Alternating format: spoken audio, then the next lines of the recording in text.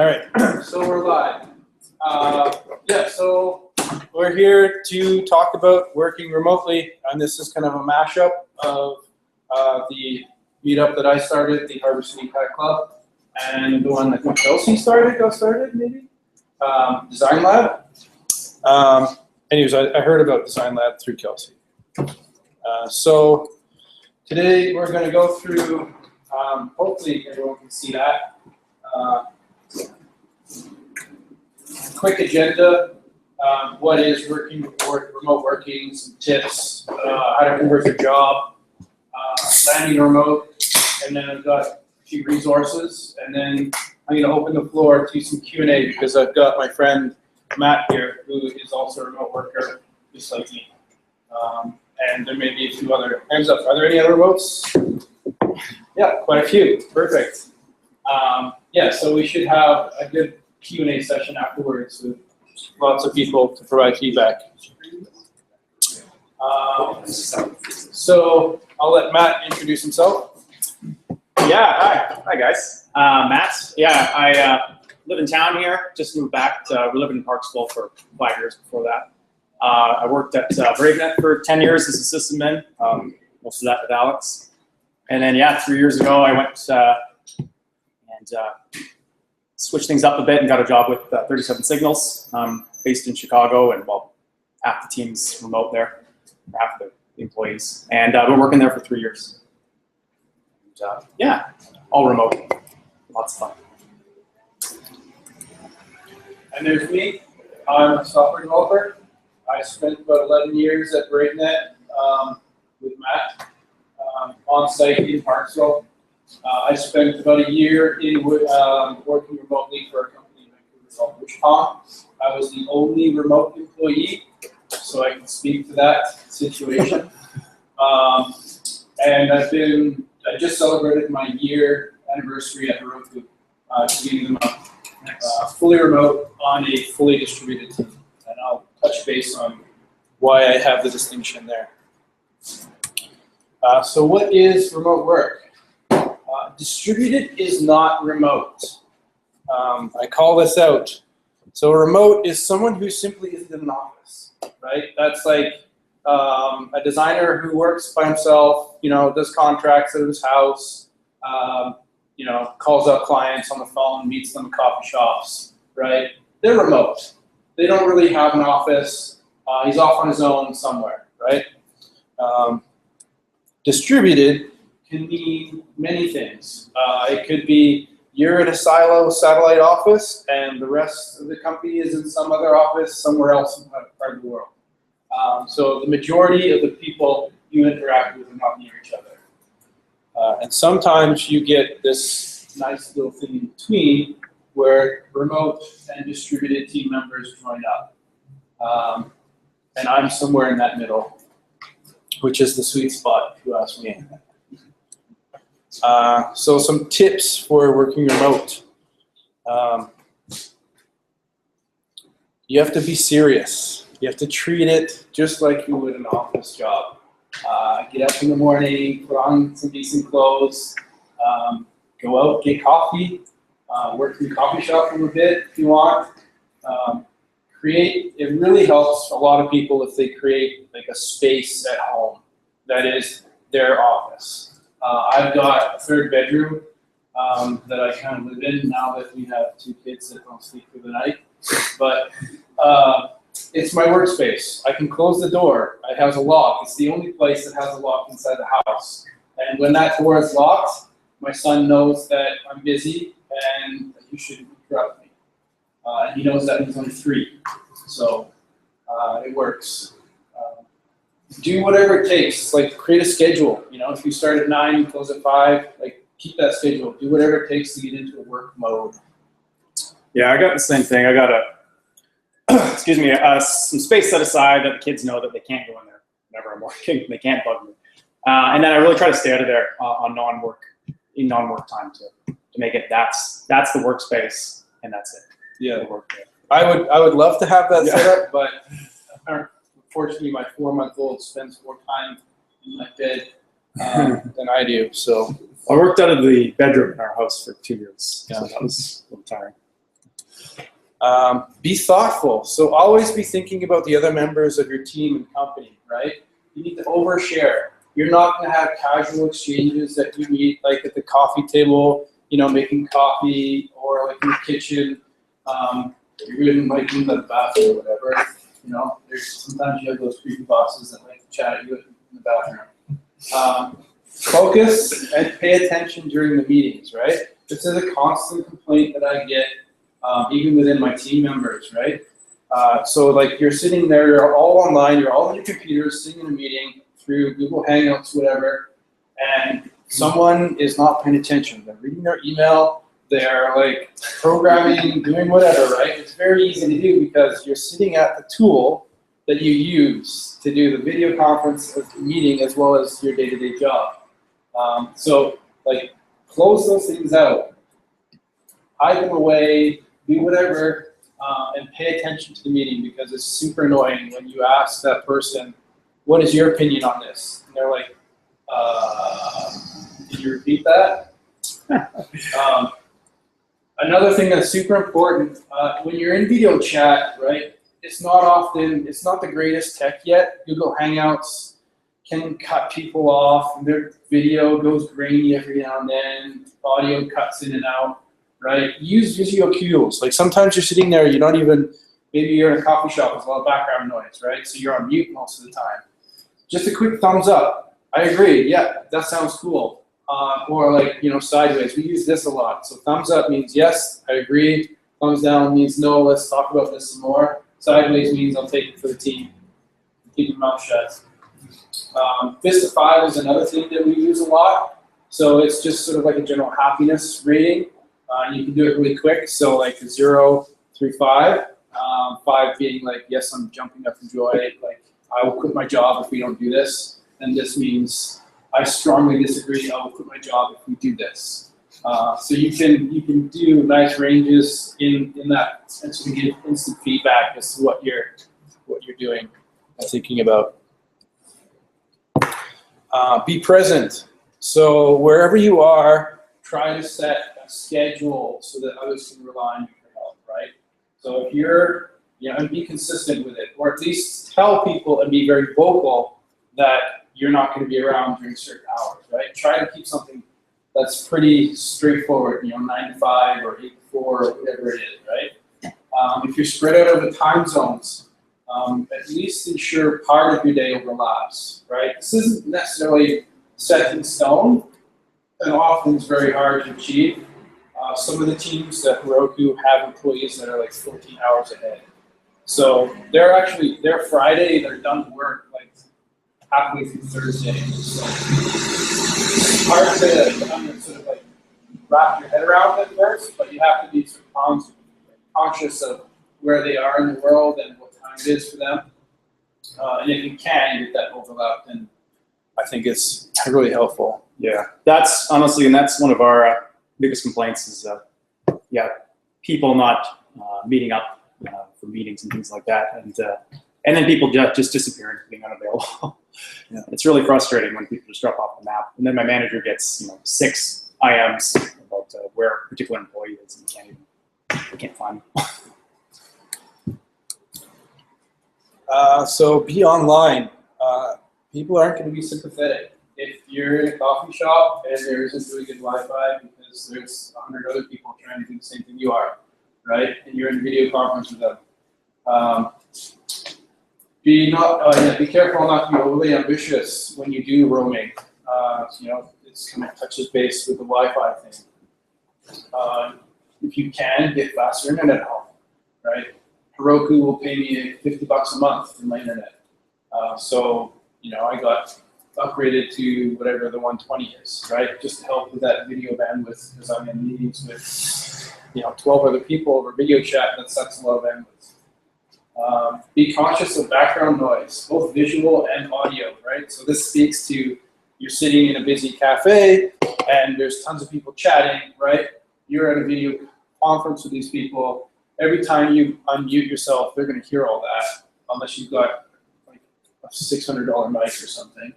But also the same token, depending on where you're sitting in that cafe, there could be a lot of people moving around back and forth in the background, which is very distracting for people that you're trying to work with. And then get a good headset mic. I got this thing. It's a Plantronics Voyager Pro, I think. It lasts all day. I forget that I have it on. The mic is fantastic. My wife can be literally like right there where the chair is, talking about Nora's latest poop, and no one can hear it. It's fabulous. This was, I think you can get it for about $100 off Amazon. I spent a bit more because I wanted to get this, well, I don't know where it went, but it's got a little travel kit that actually holds a charge. So it has enough charge to fully charge this thing for like 48 hours or something like that, which is pretty great. Just in Plantronics? Yeah, Plantronics. Yeah, just to not being overly ambitious when roaming, we've had some people attempt to do road trips while sitting in the passenger seat of a car on 3G and LTE and try to work from there and hold meetings. Very challenging. We've had people buy big expensive RVs and attempt to go on road trips and work every day, and it has been very challenging. Yeah.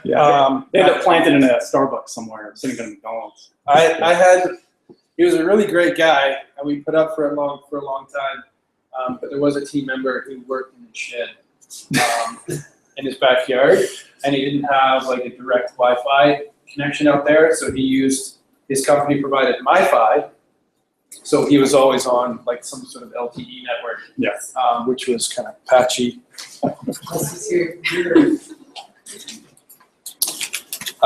The other thing I'll say is like my team, in your sort of, my show notes are 4 different slides, so I'll skip. So be vocal. Keep a daily journal. Post what you're working on, how you're feeling about it, and the challenges you're facing. Because normally those things will come out just through normal interaction in the office, right? So you buy, pouring a cup of coffee, and someone comes in and says, "How are you doing?" And you're like, "Well, actually, I'm kind of annoyed by this crappy work that I'm doing." And you get that feedback about how you're feeling about things. There's tools that will help with this. iDoneThis is one of them. We used it for a little while, but we've actually started doing, we've changed up our morning ritual. So we do a morning scrum. If you're familiar with morning stand-up. But we don't talk about what we're doing or what we have done. What we talk about is purely what is interesting. And interesting can mean interesting things that I found that are work-related, or it could be my son did BMX last night and got first place, right? So keep it light and people are interested, and those morning conversations are basically now replacing those morning conversations that you have around the coffee, as you get settled in the morning. Another thing you can do is hold regular retros. So every Friday we have a retro. It's a half-hour event, and we all go into a room. We spend the first 10 minutes of it just writing stickies on a virtual sticky board and just venting, right? We're just unloading all the stresses for the week. And then when we're all done, we vote up everything and we talk about them. You guys had it all? Yes. Yeah, the daily journal for us has been huge. Everyone has to do it now mandatorily. Some people really fight it because it's, especially working remotely, it's easy. Just if you don't feel like it and you have a hobby that you're passionate about, you kind of get distracted sometimes and not put in that full day effort. The daily journal forces you to be accountable to the rest of the team when you're not doing anything. And people now, when they don't do anything, they have to write it down, which is fun to read sometimes. But it's been great, even when you are working on stuff or facing challenges, it's been great for stimulating discussion. Especially if you're running into something someone else has some insight on that you didn't know about. It even serves for me, as I start the latest to the rest of the team, and they finish a lot earlier than me. Serves as a nice reference point if someone has dropped off and not working out there. I can go back and see what they were working on yesterday and get a sense of maybe they made a change that's affecting my workday. Go ahead. Oh, what's an example like that you might write in your data journal? Oh, well, what's today? Like, I just do it bullet point style, and I just go back either through emails or just mental. Some guys write it down as they go. They keep like a graph going the entire day. So you don't have to break it down to time. You don't have to break it down to, excruciating detail, but just like, I spent the morning working on some monitoring stuff. The afternoon, I helped another couple guys troubleshoot a database connection issue. Excuse me, and then I spent the afternoon doing some research of this new product. And I'm really excited about it. It's going really well. And then someone else, we have it set up so I can post that, and then someone can, at least in our system, someone else can comment on that underneath. So they can say, hey, I got experience with this. I can come in and help you. Yeah, it works pretty well. Yeah, we don't do a daily journal anymore because we felt that our ticketing, we use Pivotal Tracker, and we felt that the feed that we got from that was enough to sort of cue what people are working on. And if tickets aren't being closed, then it's like, what are you doing? But it's also important to one of the things that Heroku does is they have, whenever a team kicks off a project or finishes a project, they do a global announcement. So a global kickoff announcement that says, we're kicking off this project to do X, Y, Z. These are the problems that we think we're gonna face, and here's how we think we can handle it. Here's a preliminary design, rough design doc, and links and yada, yada, yada. And when it's finished, there's a retro that happens on the project, and then a wrap-up email is sent saying that we're announcing the productionalization of Project XYZ, and we've encountered these big challenges through it, and these are how we solved them. And that information helps broadcast to the larger community what individual teams are working on, and helps reduce that noise, because Heroku is like 200 people now. It helps reduce the noise that you're visually seeing. But it still allows other teams to see what you're working on, and provide feedback on what the challenges you might face. So an example would be, I was recently doing some Docker work and trying to get Docker to work in Travis CI. And I knew that down the road, Travis was going to support Docker natively. And I'd done all this hacky work to get it to work. And I posted all this information in the project wrap-up, and then one of the engineers replied, we've actually been rolled into early access to the beta program for the Docker stuff, so you can just email the support. And I'm like, yes, you could have saved me a couple days of work, but that's cool. I'll switch everything over. Group chat. So Heroku uses HipChat. Do you guys use Campfire, or are you doing everything through Basecamp now? Secret project. Secret projects. Gotcha. Yeah. Yeah, so create a company-wide space, right? So HipChat, Campfire, Slack, whatever you want. Keep the atmosphere light. So my team has a chat room. We keep it light inside there. We talk about fun stuff as well as work stuff. We use emoji. Share pics. There's also a company-wide space called the Lounge, where people post fun things or interesting things that they think everyone would enjoy. There's also company-wide engineering. So there's an engineering channel, which is all of Heroku's engineers, which is most of the company, go in. And so that's a place that you can ask more engineering-specific things, right? Or had I known, could have posted a question in there about Travis and Docker and probably found out that we were in the bid program. There is also places like one for Golang, Docker, Splunk. The other big tip I have here is maintain your presence on these things, right? So if you're going away don't worry about keeping up when you're taking bathroom breaks and just running down to grab coffee, but if you're gonna go away for an hour, have lunch, change your status to away. If you're in a meeting, change it to do not disturb. That helps a lot manage other people's expectations in terms of how quickly you respond, because these chat systems they're asynchronous, right? If you think about texting or whatever, you're not really expecting an instantaneous response, but you kind of are, right? You're expecting a response within 5 or 10 minutes or sooner.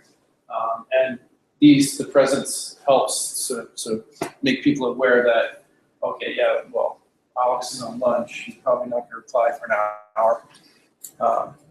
You've got to come talk to the people in my company. They're permanently marked away. They've been away since it started. That's great. You know you're marked away. Yeah, I'm always here. FaceTime. Have regular one-on-ones with people, right? It's important to see the faces throughout the day. My team's got a dedicated telemetry Google Hangout, and people just go in and out all day long. We pair program in there, so we also use other tools to help us do pair programming. But we've got a team mandate to do pair programming, and that really helps the FaceTime because you've got the screen over here with someone's face on it. You're talking to them all the time, and you're collaborating on the work. But we could also have a third party join that, and also sort of chat about things on and off, right? So, sorry, when you say pair programming, do you mean like you are working on the same task or in the same project? We can just have a Same task. We're sharing a terminal session. We're sharing an editor space, and we're working on the exact same task at the same time. Basically, one person is doing the typing, the driving, and the other person is in the passenger seat. But you catch a lot of issues, right? Typos and as a person is coding something, algorithmically they may be making mistakes, and the other person will comment on that. It's an XP. Pardon? It's an XP. Yeah. So you guys find you get a lot of value out of it? Yes. I know that there's a big split. We actually found that we're more productive by having everything pair programming. With everything? Yeah, You guys are all like 100%? 100% pair programming. That's cool. Did you get tired after a while?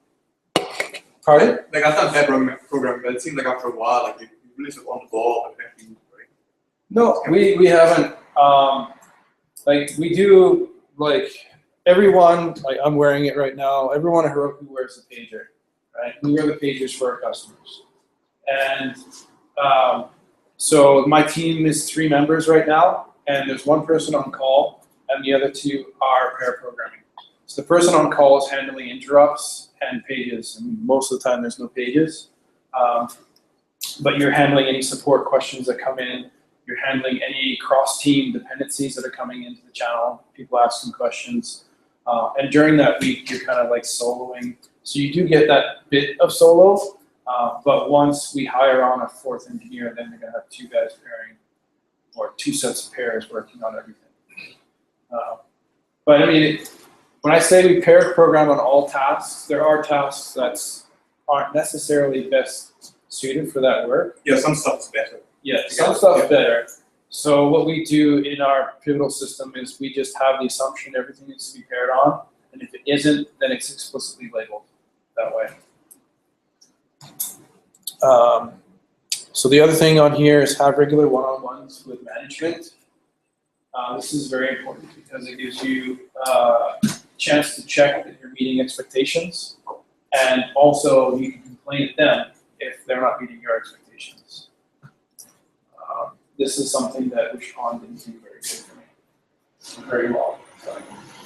I find them really valuable to kind of reset and refocus, especially after working alone for a long period of time or on a long deep project, just to kind of talk to another.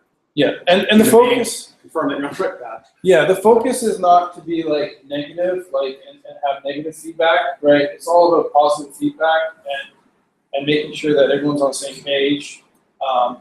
And if you do have something negative to say, then it's tough to take it that way, but you kind of have to take it and then sort of yeah, okay, I see what your point is, right? It's a conversation more than anything. And the last thing is to hold regular team meetups, conferences. I don't know you guys get together regularly, but I think you do. Yeah, twice a year now. Heroku does the same at Christmas and June. Yeah, we add those too. We do them, but there's no expectation of pretty much any work being done during the meeting. It's just strictly supposed to be something else. People do it. You can hold meetings and stuff, but no actual work. Excuse me. That's different from Heroku. So Heroku, we do quarterly meetups. So twice a year, the team gets together, usually somewhere that's not the office. And then twice a year, we get together at the office. The last meeting was Shinzoku-kai, and it's an internal conference. And yeah, it was just like your classic conference. There was tracks and things like that. Single track conference, but it was all planned out for us. But those are important because you get a lot of social interaction with people that you don't normally get to meet, right? So one of the big focuses of Shinzoku-kai was cross-team stuff. So we had cross-team dinners. There was a topic that you could pick for the dinner and a restaurant you could pick, and then you go off and there was someone who was running it, making sure that you answered the question. But it was really good to meet with other teams and sort of get their ideas, and they had some icebreaker questions and stuff like that, which was really fun. Stop working, right? Of course. Oh, I'm looking at the wrong. I've got a different screen over here. So scheduling, right? Maintain a shared calendar with your time off and appointments and things like that. Make sure like you keep an up-to-date personal calendar. So I've got a personal calendar that is linked, like sourced into the Roku calendar. But every personal appointment is just labeled as busy inside my Heroku calendar, right? So at least then people, when they're trying to schedule meetings, they can see, okay, this time slot is busy. And every so often, peek at your teammates' calendars, right? Because it helps you keep things intimate, like, how did your meetup go last night? Or like, I saw you went to the doctor's, is everything okay? Those types of questions. It really helps making, you can't physically, like in an office, you can physically see, oh, Joe's not here today. I wonder why. And then someone will say, oh, I heard he's sick. But you don't really have that feedback. What are you using to link your personal calendar to your work calendar? It's just Google Hangouts or Google Calendar. And there's like some setting where you can say like duplicate this on that calendar and name it this. You can import them, yeah. Do you manually import? No, it's an automatic thing. Sweet. What's Sunrise good?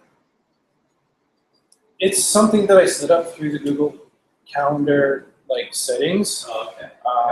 I forget how I did it, but it's now that I've set it up in Google Calendars, then Sunrise will respect it. Okay, sweet. That sounds useful. So yeah, now I'll stop working. So make sure that you start and stop just like any other office job. It's very easy to get carried away because you're just sitting there at your computer, right? It's the tool you use. You don't have that visual feedback of, oh, all the lights just got turned out on me, that type of thing. Or, if you're in a different time zone, it's very easy to fall into a trap of replying to people, right? So this is something that the Heroku people who are Heroku engineers in like Denmark and stuff complain about, right? And they have to really work hard at not replying when it's 10 o'clock at night their time, and it's like 2 in the afternoon our time. Maintain that healthy work-life balance. The only exception to these rules are unless you get paid for those extra hours, right?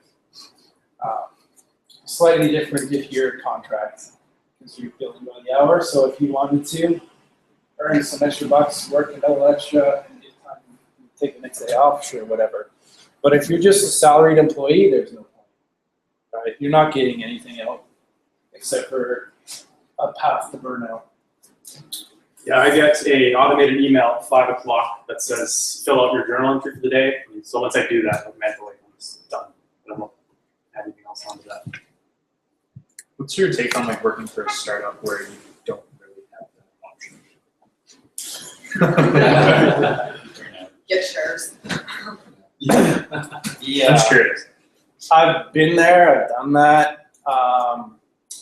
Yeah, my first day on the job at Witch Pond, which is a startup, walked in to the office, they're showing me around, and first thing he does is bring me to the fridge and opens it up. He's like, look, it's packed full of Red Bull. And I'm like, yes. They showed you the bunk beds in the back. This is Yeah, where you're sleeping. no, he showed me the CTO who slept on an air mattress underneath his desk. And I was like, good for him. What have I got myself into? I don't know. I personally, that's not for me, right? Some people are fine with that, right? If you get it early enough and get locked in on those shares and are really good pals with the CEO, right? And really feel secure in that job, then go for it, right? What have you got to lose? You've got like 50%, 10% share if you're lucky in this company. And if it lands, then you're going to be, filthy rich for the rest of your life, right? For me, I like a stable paycheck. So It sounds like a lot of extra work to maintain the relationships that you wouldn't have to do if you were in an office with other people. You're given a choice. I mean, were you in this position by choice or by circumstance? by choice. By choice. And Yeah. would it be easy to headhunt you from this company by offering you something in an office maybe that paid more or a good working environment, or would you prefer to work on your own? Now that I've been doing it for 2 years, right? I did 1 year working in a shitty situation and 1 year working in a good situation as a remote. I love the remote. You think you'd get burned out from that? How long could you last doing this? I don't see an end to it. It's actually less effort, like it sounds like we're maintaining a relationship. Sorry to interrupt you there, but like just being on Slack all day and like hopping in, it's like that's what you naturally do when you're on your computer anyway, like you've got people that you talk to. Yeah. there. It becomes just background. Yeah. Like a lot of this, it's overhead when you lay it all out like this, but Yes. the day to day, it doesn't occupy a huge amount of time. I'm gonna flip the slides because my answer the answer to your question kind of is laid out here, right? And this is why I like it. Right? So the important thing is to socialize. And for me, sleeping, well, not the eating part, but the sleeping and working in the same place is there. But I love the fact that I can have lunch with my family, right? I come downstairs, I can have lunch with my wife and 2 kids, and like finish lunch, and I got half an hour left. I can play with my son outside for a bit, and then go back up to work. Go out, have a coffee break with your friends at a coffee shop, or lunch with your friends. Get out in the evenings, go do things. Join the meetup, create a meetup. Take vacation, get away, right? Like we're social beings, and even the most introverted person still needs a little bit of social interaction, right? Usually those people have got, close friends they grew up with, they'll play board games or whatever, right? You need to go out and do those things, because like that little bit of sanity, that little bit of social interaction helps. But yeah, that's the biggest thing for me. Like, I had my first son when I worked at BraveNet and traveled back and forth to Parksville and doing like 8-9 hours in the office and then driving back home for a half hour, right? So it was an hour of travel. So I'd be gone for 9 to 10 hours a day. And now I've had my second child 3-4 months ago, and like I feel like I am seeing so much of her growing up and living through this whole first 3 months that it's just amazing that I missed out with him. So for me, that's what makes it great.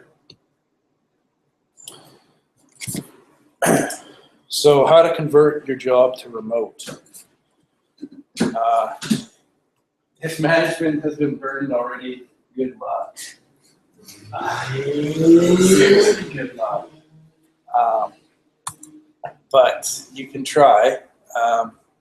This comes from Matt. Actually, a lot of these slides are coming from Matt, and I just added bits here and there. Buy copies of Remote Office Not Required. I read this before I started at Rouge Pond, and I read it again while I worked at Rouge Pond, just to reiterate, am I in something that's good or bad? There's another one that's really good too, that I linked to at the end. It's called The Year Without Pants, and it's by the WordPress guy, some guy at WordPress.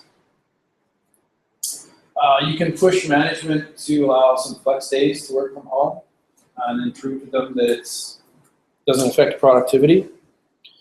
You can move away. Quite a few people at BraveNet did this. They're just like, I need to move away because it's Parksville and there's nothing here. But I don't want to quit. Okay, so, all right, sure. You're the night manager. You want to go to Thailand? That's cool. You can work days then and still be at night. Bonus. So that sometimes works. Getting a remote job.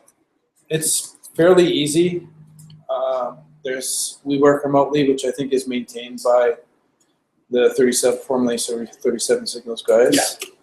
Yeah. Hacker News. Remote jobs are tagged. Stack Overflow's got some stuff as well.